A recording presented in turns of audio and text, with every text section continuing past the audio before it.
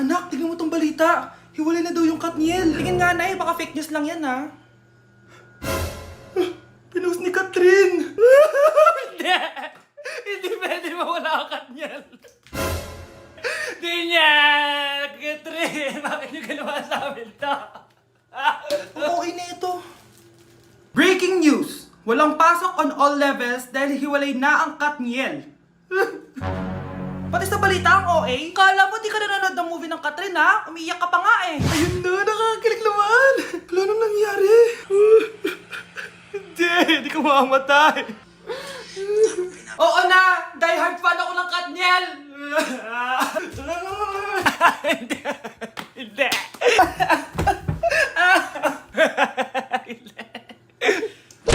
Hala, na paano siya? Be, anong iniiyak-iyak mo dyan? Nagre-relapse ako, be. Nakita ko kasi mga favorite song namin sa Spotify rap results ko. Lo, OA mo, be. Okay, class. Kanina notebook to? Hala, diary ko ba yun? Ah, sige, tatapon ko na to. Total, wala naman may-ari sa inyo, ha? Ma'am, wait! Diary ko po yan. Oh, Scarlett. Pwede mo bang basahin sa buong klase kung anong laman ng diary mo? Babasahin? Ma'am, nakakahiya. Go, bes! O, ganito, Scarlett. Pag binasa mo yan, may plus points ka sa akin. Sige na nga, para sa plus points. Dear Diary, niligawan ako ng crush ko. Para ako nasa movie at kami yung bida. Siri plays Snow on the Beach. Yee! Ang harot ha? Kaya pala may Taylor Swift ka sa Spotify rap mo ha? Ano ba? Ito na nga, next na. Dear Diary, nagselo siya sa boy best friend ko. Gusto niya na makipaghiwalay sa akin. Hindi ko kayang mawala siya. I will die for you. OMG! Hula ko. Nasa Spotify rap mo si The Weeknd, no? Eto na nga. Medyo masakit to. Dear Diary, balita ko, may bago na siyang girlfriend. At yung best friend ko pa yung bago niya. Paano nila nagawa sa akin to? Parehas silang traitor. Hala, okay lang yan, bes. Kaya, ayun. Nasa top song ko yung Kill Bill ni SZA. Magre-relapse na yan! Tumigil nga kayo! Class, tumigil na! Hello ma'am. Sorry I'm late. Nga pala, class. May bago pala kayong kaklase. Dear Diary, eto na ba yung binigay ng universe para sa akin? Hi classmates, my name is Jake. Ang pogi ng pangalan, tapos ang tangkad niya pa. Siya na talaga yung para sa akin. At sa mga nagtatanong, may jowa na po ako. And 3 years na po kami. Dear Diary, suko na ako. Ayoko na magjowa. Mamamatay na lang talaga akong single. Anak ko, Jollibee oh. Jollibee. Jollibee. Jollibee. Oh, tulog ka na ulit. Kain tayo dun, mami, sa Jollibee. Nay, nasusuka ako. Diyos ko, yan na nga ba sinasabi ko eh. Buntis ka na. Ang harot-harot mo kasi. Buntis agad? Di lang ako sanay sa biyahe kaya ako nasusuka. Okay mo? May naririnig na naman ako. Sakit sa tenga. Punyeta ka! Pag di mo tinagilan yun, bababa kita dito! Oh, malapit na tayo ha!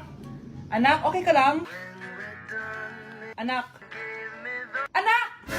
Nay! Wow! Feeling nasa music video ha! Nay! Naiihina ako! Kuya driver, pahinto muna ka sa gas station, ihilang yung anak ko. Ay, salamat, makakapag-CR na din ako! Oh, nasa loob na ba yung lahat? Tara na, sasad ako na to! Nay, tapos na ako! Nay? Oh anak, maganda na kayo, dito na tayo! Teka, nasa si Kyle? Nay! Ba't niyo ako iniwan?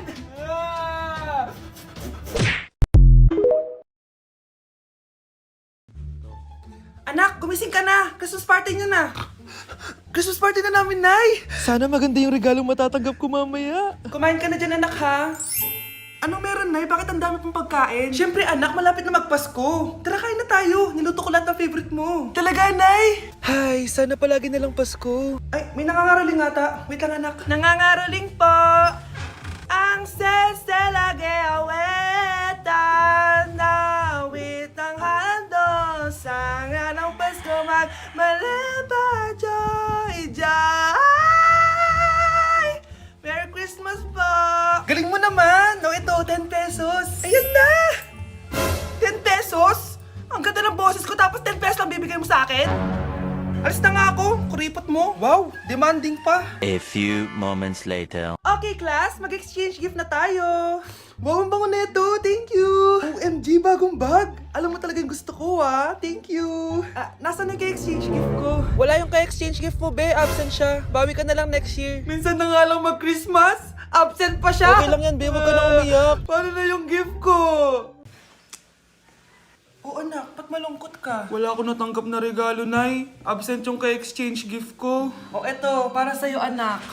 Merry Christmas! Para sa akin to, Nay. Thank you. Kala ko wala na ako regalo ngayong Pasko. Siyempre naman anak, makakalimutan ba kita? Wow, ang sweet niyo naman, Mare. May fruit salad ba kayo? Pingi ako. Anak, gumising ka na, Pasko na. Pasko na agad. Oo, bumaba ka na doon. Nandito na mga tita mo. Ah, sige po, Nay. A few moments later. Hi Mare! Merry Christmas! Merry Christmas po, tita. Eto na ba yung anak mo, Mare? May boyfriend ka na ba? Wala po akong boyfriend. Study first po kasi ako eh. Study first o walang nagkakagusto sa'yo? Tignan mo nga sarili mo. Kesa naman sa'yo, mukha kang babaeng aso. Sige, kain na tayo. Nandito na naman yung tita kong laitera. Huy, iba na tsura mo ngayon na. Oo, tita. Nakakaya naman kasi sa'yo eh. Baka laitin niyo ulit ako. Grabe ka naman. Hindi naman ako ganon. So, ano ba ginawa mo? Ba't gumanda ka? Secret lang natin to, tita. Ginagamit ko tong Garnier Vitamin C Serum sa umaga at sa gabi naman, itong Garnier Overnight Serum with 10% pure vitamin C. Parang naman wala ka na masabi sa ganda ko. Ang ganda pala niyan. Oo naman, it can fade dark spot and even skin tones in just one use. Kaya safe and effective talaga. Sige, dahil gumanda ka, bibili ako niyan mamaya. Bless po, tita. Bless you. Oh, anak, nandito ka na pala. Ang pogi pala ng anak mo, Mare. Siyempre, mana sa akin. Siya na ba si Mr. Right? Siya na ba yung plot twist na hinihintay ko? Magpapasko na akong may jowa! Pinagsasabi mo dyan, anak. Eh, pinsan mo yan. Pinsan? Lahat na lang! Okay, class. Welcome back! Oh, ba't parang di kayo masaya? Paano kami magiging masaya, ma'am? 10 activities yung gagawin namin. Alam nyo, puro kayo reklamo. Konti pa nga lang yan eh. By the way, may bago tayong gagawin. Sabihin niyo sa akin kung ano yung New Year's resolution nyo. Mag-umpisa tayo kay Kyle. Ako po, ma'am? Sige ako. Ako ba si Kyle? Ang New Year's resolution ko ay mas gagalingan ko pa sa school. Very good. Okay, next, Scarlett. Ang New Year's resolution ko ay ang magka-jowa. Last year ko pa wini-wish kaso hanggang ngayon wala pa rin akong jowa. Lu, Paano ka magkaka-jowa? Eh lahat na lumalapit na lalaki sa'yo, nire-reject mo. Kala mo ang ganda-ganda niya. Eh kung ikaw magiging jowa ko, wag na lang. Mamatay na lang ako. Oh, tama na yan. Samantha, ikaw na. Ang New Year's resolution ko ay wala. Dahil sobrang perfect ko, no?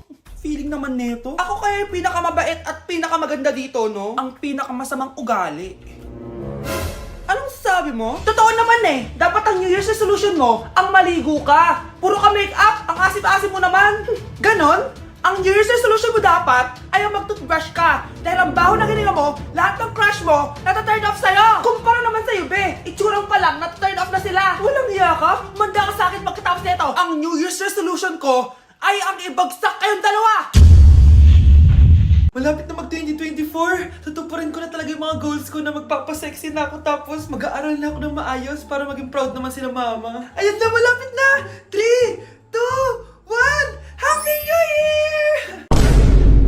Eto na yun. New Year, new me. Mag-workout na ako.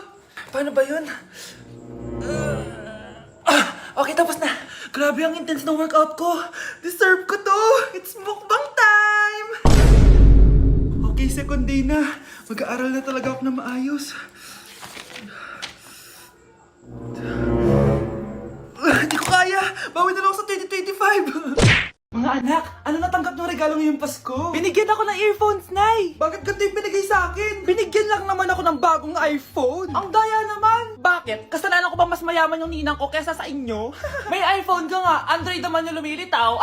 Che! Eh ikaw, Nay, anong natanggap mo? Sama ng loob. O ano? Huwag niyo lang yung tanong kung ano natanggap ko. Halata naman, di ba? Ang babait ninyo, thank you! Ay, 200. Ang galing nyo. Mukhang malaki bigayan dun ah. Salamat po! Jingle bell, jingle bell, jingle... Oh, ito, 10 pesos. 10 pesos? Sa kanila 100? Bakit ganito lang yung akin? Di ba ikaw yung ex ng anak ko? Yung nanloko sa kanya? Salamat ka, binigyan pa kita. Sungit! Asim naman ng anak nyo. Aba, bastos! A few moments later. Hi, Mars! Ay, ito na ba yung anak ko? Ang laki niya na pala. Ay, oo, Mari. May girlfriend na nga yan eh. Boyfriend po. Marunong din yan kumanta, Mari. Baka gusto mong marinig. Nay, ano ba yan? Talaga? Sige nga po, sample. Kumanta ka na. Gusto ko nang bumitaw. Ayusin mo. mo, paano ka magkakapera niyan? Gusto ko nang bumitaw. How? Galing naman. Oh, eto, pamasko mo. Ay, akin na yun, Mare. Baka mawala pa niya yan. Burara pa naman yan. Ay, wait. Isasend ko na lang pala sa Shopee Pay ng inaanak ko. For sure, hindi niya mawawala yun doon. May Shopee Pay na pala. Sige, gagamitin ko yun. Thank you po, Ninang. Got you, inaanak. Nay, ang taas ng grades ko. Congrats. Kain tayo sa labas, Nay. Sabi niyo, pag mataas grades ko, kakain tayo. Wala akong time, anak. Nay, nagugutom po ako. Anak, may ginagawa ko. Nay, di po ba kayo magluluto? Ano ba yung anak? Ang tanda mo na, di mo pa rin kaya magluto para sa sarili mo? Kita mo ang dami kong ginagawa dito? Storbo to. Sige po, Nay. Ako na lang po magluluto. Mari! Oh, Mari, ba't parang takot ka? Ang dami na kasi nawawalang bata sa barangay natin. Yung kapitbahay natin, 4 na araw na nawawala yung anak niya. Baka naman nag-away lang sila tapos lumayas yung anak niya. Basta ikaw, Scarlett, palagi kang mag-iingat ha. Sige po, tita. Masyado ka nagpapaniwala sa fake news, Mari. Nay, tignan niyo po yung drawing ko. Ang ganda, anak. Di mo pa naman nakita eh. Nay, punta po kayo sa school bukas. Kakanta po ako sa stage. Oo, sige anak. Pupunta ako pag may free time ako. Talaga, Nay? Yay! Uy, Mare, kakanta anak mo ngayon. Hindi ka ba pupunta? Hindi na siguro, Mare. Marami pa akong gagawin. Hinihintay ka nun. Pagbigyan mo na, minsan lang. Naku, Mare, sagabal lang yun sa trabaho ko. Sige na, marami pa akong gagawin, no? Nasaan ka na ba, Nay? Malapit na akong tawagin. Hindi ka mahal ng nanay mo. Mahal ako ng nanay ko! Tao po! Bakit po, sir? Kayo ba yung nanay ni Scarlett? Opo. Ma'am, nawawala po yung anak nyo. Ano? Si Scarlett? Aware naman siguro kayo na maraming nawawalang bata dito sa barangay natin, ma'am. Scarlett? Yung iba, ma'am, hindi na namin nahanap. Napakawalang kwenta mong nanay. Disturb mo yan. Babe? Yes, babe? Magpa 5 years na kasi tayo bukas, babe. Gusto ko na sanang i-level up yung relationship natin. Ha? Ayoko pa maging nanay. OMG! Will you marry me? Wait lang, parang nakita ko na yan. Seryoso ka ba, Michael? 299 pesos na engagement ring? Yun ba yung halaga ko sa'yo? Babe, hindi naman importante kung mahal yan or mura, di ba? Ang importante, nagmamahalan tayo. 5 years tayo! Tapos eto lang bibigay mo sa akin, ha? Hindi pa ba sapat yung magpapakasal tayo tapos magkakapamilya? Nag-expect ako sa'yo! Akala ko bibigyan mo ako ng bagong bahay, ng bagong sasakyan. Tapos ito lang bibigay mo sa akin? Buti naman at lumabas na yung tunay na kulay mo bago kita pakasalan. Ha? Sinusubukan lang kita. At tama nga ako, na gold digger ka. Michael! Sayang, nakahanda na pa naman yung titulo ng mansion na ibibigay ko sa'yo. Pati yung sports car. Michael, sorry! Joke lang yun! I guess, pera lang ang habol mo sa akin. Hindi mo deserve to. Anak! Boyfriend mo ba yung anak ng kapitbahay natin? Opo, Nay. Ano? Ayoko yun! Makipaghiwalay ka na doon! Bakit naman, Nay? Mahal namin yung isa't isa! Di nga marunong magbayad ng utang yung nanay nun? Oh, ano naman kinalaman namin doon? Basta! Di kayo pwede nun! A few moments later. Babe, pumunta ka na. Tulog na si nanay. Hi, babe. Hello. Ba't parang kabado ka, babe? Kasi ayaw sa'yo ng nanay ko. Ayan na nga ba sinasabi ko? Nay! O anak, bakit nandito ka sa bahay ng babaeng yan? Nandito pala hindi marunong magbayad ng utang. Nahiya naman ako sa'yo, chismosa. Teka lang, magkano ba utang mo sa kanya, Nay? 50 pesos. 50 pesos lang yung utang niya sa'yo? 50 pesos lang? Umiiyak na? Bakit? Malaking bagay na yun sa akin. Ito. Bibigyan ko kayo tig 1,000 tig isa. Ito, Nay. Manahimik ka na, magpapakasal na kami next week ng girlfriend ko, Aba, kasal agad? Dagdagan mo to! Nay naman! Magkano po ba? 10 milyon! 10 milyon? Babe, mukhang 2050 pa tayo pwede magpakasal.